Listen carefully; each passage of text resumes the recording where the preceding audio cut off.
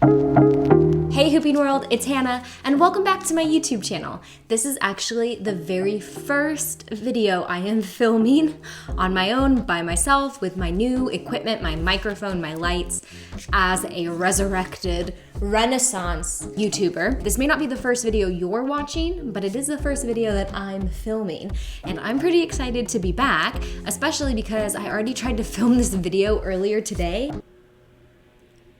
Is the mic picking that up? I swear, this person is outside like almost every day just mowing the leaves. And I'm like, I want to film a freaking YouTube video. Okay.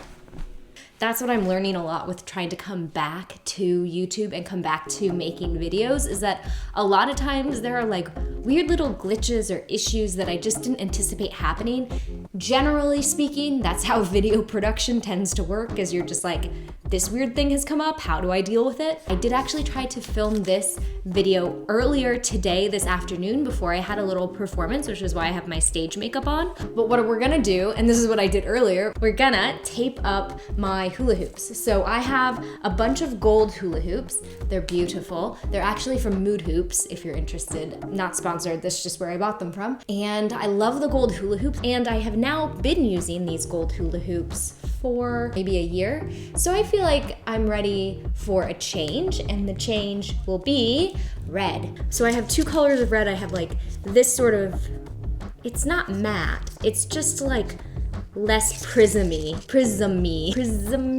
It's less prismy than this one. This one's like, as you can see, this one is like gorgeous, will definitely catch the light. This one is beautiful, but a little more subdued. So come with me on this wonderful magical adventure. This clearly takes much longer than I realized it was going to take. As I started working on it this afternoon, I had about an hour and a half before I needed to start getting ready for my gig. And seriously, I was caught unawares because I've taped my hoops, but I've never had to take old tape off and put new tape on. Believe it or not, this is like a new thing for me. Also, just like so you guys know, I just drank a 5-hour energy because that's like my new energy thing right now. They really like actually wake me up. They get me focused, they get me excited. I know it sounds crazy, but like 5-hour energy, especially the green tea kind, this one is where it's at for me right now. So sorry that I am bonkers crazy on caffeine, but this is my life and this is how I want to live it. So I'm going to. Yeah, so it's like 12 a.m. right now, and I have a bunch of stuff to do. Like I have a bunch of like stuff I need to do, but you know, like in all honesty, I was really now, after trying to film this video and failing at it earlier today, was just really feeling the vibe. I don't know how many hula hoops I'm gonna get through in this video because honestly, I think I have 6 that I want to tape up, but this is gonna take forever. Okay.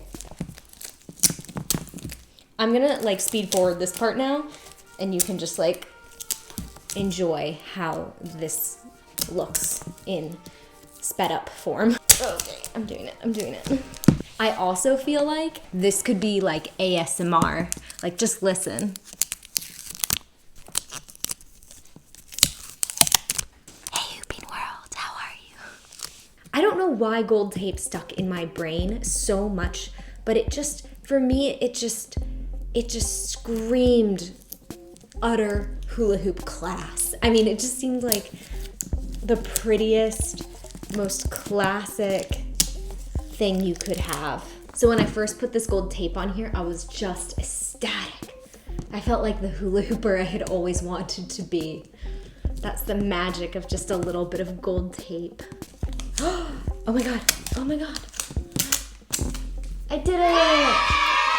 It would be so smart of me to just measure this out and determine like exactly how much I needed, but I'm not gonna do that. Hold on, 5-hour energy break. See, you can just drink half of it and then it's only 2.5 hours of energy. So I wanted to actually do just like a little bit of a chit chat about something that I have had on my mind for a couple of days / my entire life. It was a conversation that was happening on social media, and it just really struck me. Back in the day, so long ago, 2.5 years ago, when I did Hooping Idol, someone said something to me that like really made me angry because it was so true. And I wasn't mad at this person for saying this thing. I was mad that what they were saying was so utterly true. But they were like, you know, the reason that people do hooping idol is because they feel like there's something about themselves and their hula hooping that hasn't been recognized yet. And they want recognition and they're looking for that recognition. And this is a way to get it. And I was like, stop saying things that are true. I got so mad about it because I think it's a really interesting phenomenon in the hula hoop world and hula hoop community especially, that it's full of women who do it, right? Like, there are men who hula hoop, definitely, but I think women in general have gravitated towards this more, in large part because it was something that we could get like positive attention for, and it validated us in a big way. Honestly, like, one of the reasons why hula hooping meant so much to me and why I kept doing it for so many years and why I kept working on it was because people from the outside were validating me. Not that that's a bad thing necessarily. However, I would caution and say that if your entire self-worth and your entire like sense of self and your entire ability to like yourself or see your own inherent worth as a human being is centered on what other people are saying and whether or not they're appreciating you doing this art form, that's pretty unstable ground in which to like build your internal self on. So I would recommend that if you feel like you need other people to validate you, you may want to look at how to validate yourself. Wanting to be validated and recognized for something isn't bad, but it is a life skill to be able to validate and appreciate and make your own self worthy of praise and love and recognition from your own self.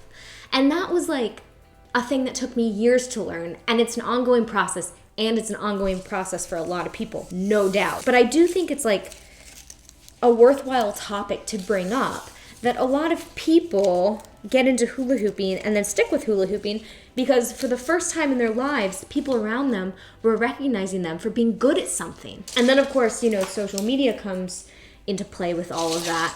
And I think a lot of like having recognition on social media, honestly, I think a lot of it is just pure luck. I also think that a lot of it is hard work. I think it's a big combination of both those things, because I don't think it's bad to want to further your brand or further your art form or show more people what it is you're doing or challenge yourself to put yourself out there. I don't think any of that is bad, but I do think that you need to approach this from a place of curiosity, a place of learning. Like, okay, for example, I wanted, back in like 2014 or so, 2013, 2014, my obsession was to have a video go viral online. And I was like, how do I figure it out? How do I create a hula hoop video with just a camera sitting in front of me and dance around in my living room to a great song and make it go viral? Like, how does that actually happen?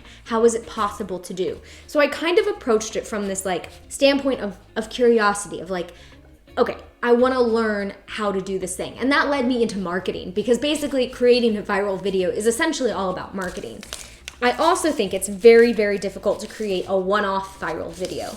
I think if you want to have a video go viral or have a couple of videos go viral, what you need to be doing is producing content regularly. You have more chances to be lucky if you are regularly creating content, and if you're regularly looking at your content and thinking, how can I make this better? How can I elevate this to the next level? Is the lighting good? Is the background good? Is the content interesting? Is the song relevant?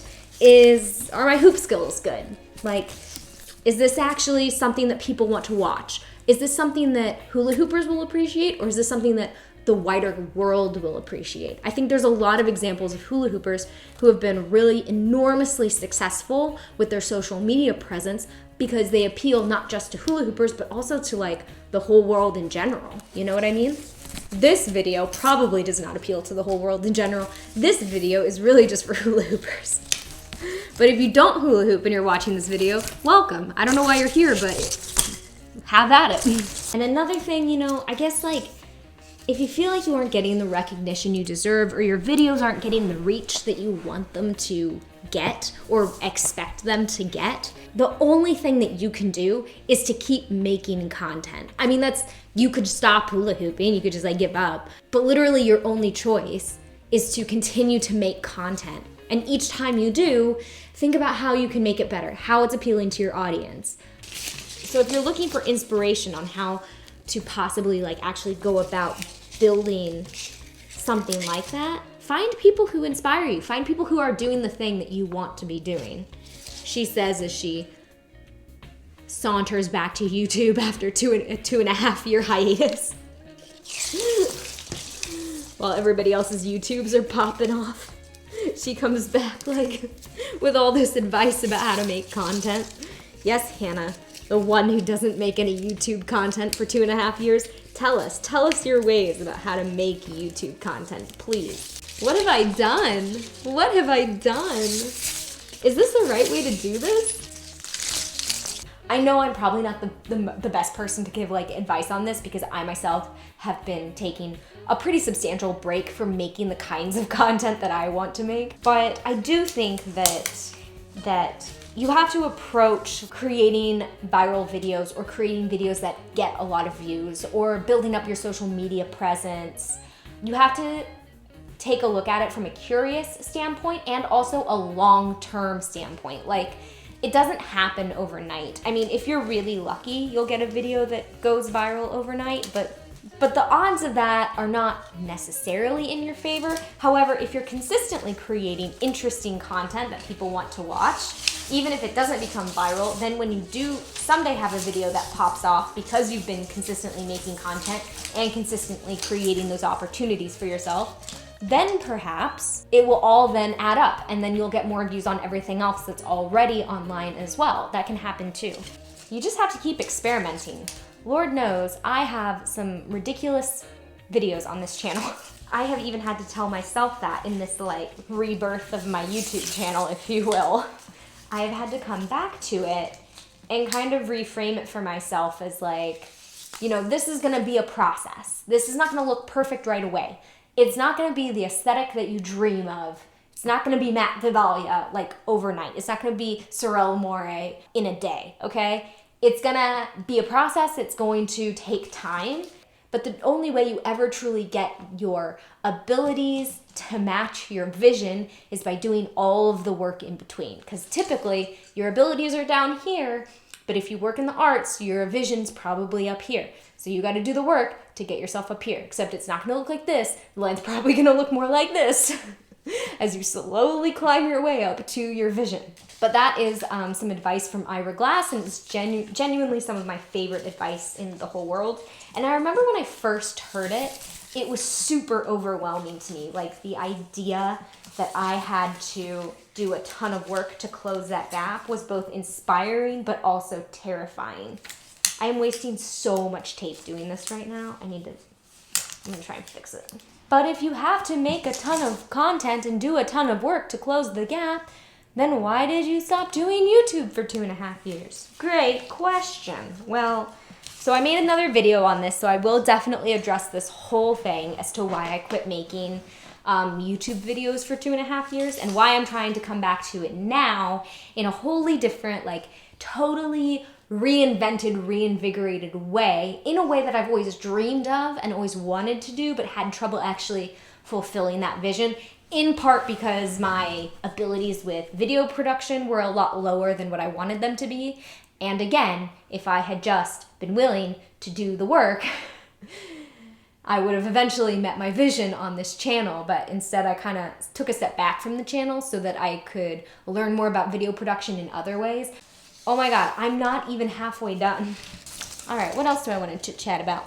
I'm really looking forward to 2020. I think I have a level of clarity going on right now that I didn't used to have, that took me a long time to get to. I have some of the most enormous goals I have ever set for myself in 2020. Like, I set a ton of goals. Hi, I'm Hannah. I am a goal setter. But in 2020, I have come upon a vision of things I want to do. And so I'm very, very excited about it. I'm also terrified. However, I know that if I just take it one step at a time and just focus on the thing that needs to be done right now, then I will probably be okay. This hoop looks pretty. Oh, I like it. I'm definitely only going to finish taping up this hoop, and I'm going to tape the rest of my hoops up off camera because this is a project, and you have already been here watching this video for so long, which is amazing. Thank you for watching. But I am curious how everybody else is approaching goal setting for a new decade. I have unfortunately never really been one to plan ahead in my life. I have really tried in the last year to start thinking more long term. I always struggled with this before because I think I was so scared that I would envision something that I wanted so desperately and then I wouldn't have it. Like I would fail and not be able to have it. And that thought like just tore me up all the time. And the problem is that of course I still had a vision, I still had goals, and I didn't do a lot of them anyway because I was really scared. It didn't protect me from any pain or any heartache whatsoever because I didn't even do them anyway. I didn't even try. I mean, I tried, but like, I didn't really believe anything that I wanted was entirely possible for me throughout most of my 20s, and hula hooping was one of the rare things that I actually believed was sort of possible. And even that has been like a bumpy road. I mean, I think anything that you have a big passion in and you feel very strongly about is not necessarily like, and here you go, like your trajectory is straight up. I think it's still a bumpy road regardless, but it definitely was for me. And I think one of the major things I've learned from hula hooping, aside from literally everything, is genuinely how to set goals and how to also like want something but not feel like if I don't get it, I will perish, you know? To want something but to be open to the many wonderful ways that it could turn out, or how it could look, or how it could manifest in ways that you don't even know or haven't even thought about yet. So that's been a learning process for me, but I'm optimistic that I'm gonna get there. I did a terrible job taping up this hula hoop. I don't know if you can tell. As long as you can't tell from the stage, I guess it doesn't really matter. What do you think? Do you like it? So the last thing I'm going to do is actually to put 3mm grip tape, 3mm? No, 3M grip tape on the inside of the hula hoop. I used to think that using grip tape was a cop-out and cheating, but actually grip tape is not cheating. It is essential, because the most important thing when I am on stage performing is that I maintain control of my hula hoops, and I successfully and cleanly and eloquently execute the routine. And anything that helps me do that, which is grip tape, is good. So what is so incredible about hula hooping is that it's just like the practice of this like reveals to you so much about yourself. Being especially in this community and seeing examples of it again and again, I am blown away by how much hula hooping like allows people to grow into the very best versions of themselves. So maybe one day I will geek out in a video talking more in depth about that topic, because if I hadn't been hula hooping, I wouldn't have found YouTube. And if I hadn't been hula hooping, I might be performing theater. That's like kind of what my OG performing days were when I was a teenager. So I might still like be involved in performing if it wasn't for hula hooping. But I don't know if I would be as involved with fitness as I am. Like, I am so into fitness, largely because of hula hooping. And I love combining hula hooping and fitness. Home stretch, home stretch, home stretch. Can you believe I have to do this 4 more times? How does anybody function? So here is the finished product. What do you all think? Ooh, wow, look at that slow-mo.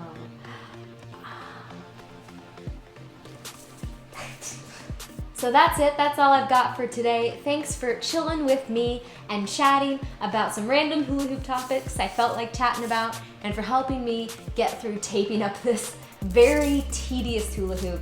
I have to do this 4 more times. Cool, I'm not gonna do it tonight. I think tonight I'm good, I'm gonna take a break. Thanks so much for watching Hooping World, and as always, please subscribe to this channel if you like this content, and if you don't like it, well, that's fine too. Thanks so much for watching. I'll talk to you later, bye!